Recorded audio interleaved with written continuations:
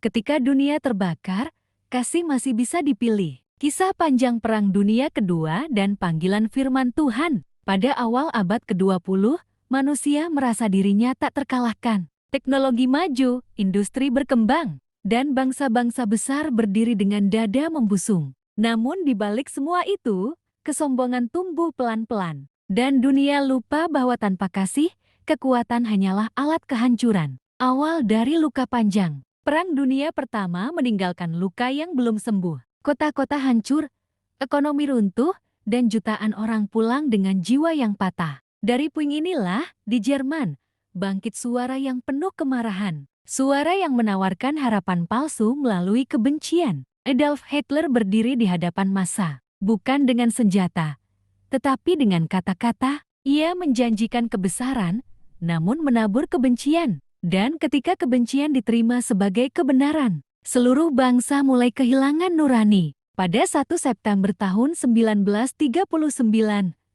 tank-tank Nazi bergerak memasuki Polandia. Dentuman pertama itu bukan hanya menghancurkan bangunan, tetapi merobek hati dunia. Manusia biasa di tengah mesin perang. Perang sering diceritakan lewat peta dan strategi, namun di baliknya ada manusia biasa. Seorang ibu di Warsawa yang menutup telinga anaknya saat bom jatuh. Seorang pemuda Prancis yang meninggalkan ladang gandum untuk memegang senapan. Seorang anak Yahudi yang menyembunyikan namanya agar tetap hidup. Mereka tidak ingin menjadi pahlawan. Mereka hanya ingin pulang. Di Inggris, malam-malam gelap menjadi rutinitas. Lampu dimatikan, kota sunyi, dan doa dipanjatkan dalam bisikan. Setiap pagi adalah keajaiban. Karena masih hidup berarti masih diberi kesempatan. Ketika nurani dibungkam. Namun tragedi paling sunyi terjadi jauh dari medan perang. Di kamp-kamp konsentrasi, manusia dijadikan angka. Nama diganti nomor. Martabat direnggut perlahan. Ada yang kehilangan keluarganya dalam 1 hari. Ada yang bertahan hanya karena sepotong roti dan secercah iman.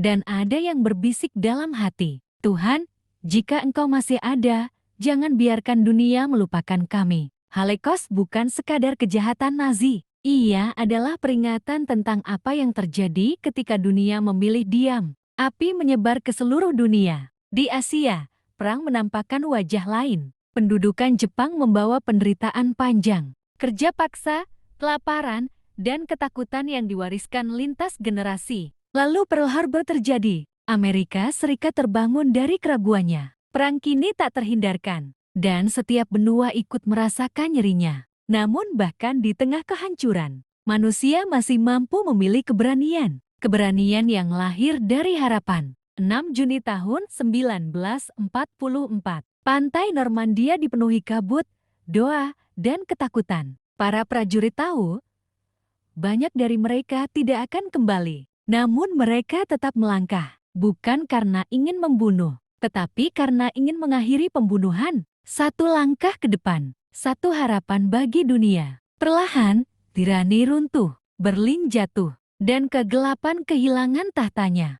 Cahaya yang terlalu terang. Di Pasifik, akhir perang datang dengan harga yang mengerikan. Hiroshima dan Nagasaki mengingatkan manusia bahwa ilmu tanpa hikmat adalah bencana. Ledakan itu mengakhiri perang, namun meninggalkan pertanyaan yang akan menghantui dunia selamanya. Sejauh mana manusia boleh melangkah sebelum kehilangan jiwanya? Setelah senjata diam, saat senjata akhirnya terdiam, yang tersisa bukan sorak kemenangan, melainkan tangisan yang tertunda. Lebih dari 60 juta nyawa hilang, dan dunia berdiri di depan cermin retak melihat apa yang bisa terjadi jika kasih ditinggalkan. Namun di tengah abu, muncul tekad baru. Bangsa-bangsa bersumpah, jangan pernah lagi. Firman Tuhan, jalan pulang bagi dunia. Firman Tuhan tidak lahir dari istana, tetapi dari kasih yang rela terluka. Dari dalam hati timbul segala pikiran jahat dan pembunuhan. Matius, jam 15:19. Perang besar selalu dimulai dari hati yang kecil, hati yang menolak mengasihi. Namun Tuhan memanggil manusia kembali. Berbahagialah orang yang membawa damai. Matius 5:9. Bukan mereka yang menguasai dunia yang disebut anak-anak Allah, melainkan mereka yang menolak kebencian, bahkan ketika dibenci. Dan firman itu menutup dengan panggilan yang menantang. Kalahkanlah kejahatan dengan kebaikan. Roma jam 12:21. Pesan untuk kita hari ini. Perang Dunia Kedua mungkin telah berakhir, tetapi benihnya masih ada dalam kebencian kecil, dalam ego yang merasa paling benar, dalam diam saat ketidakadilan terjadi. Setiap generasi diuji. Apakah akan mengulangi sejarah atau memilih jalan yang lebih tinggi? Karena damai tidak dimulai dari negara, tetapi dari satu hati yang memilih kasih. Dan selama manusia mau kembali kepada firman Tuhan, dunia meski terluka masih punya harapan. Terima kasih telah menonton.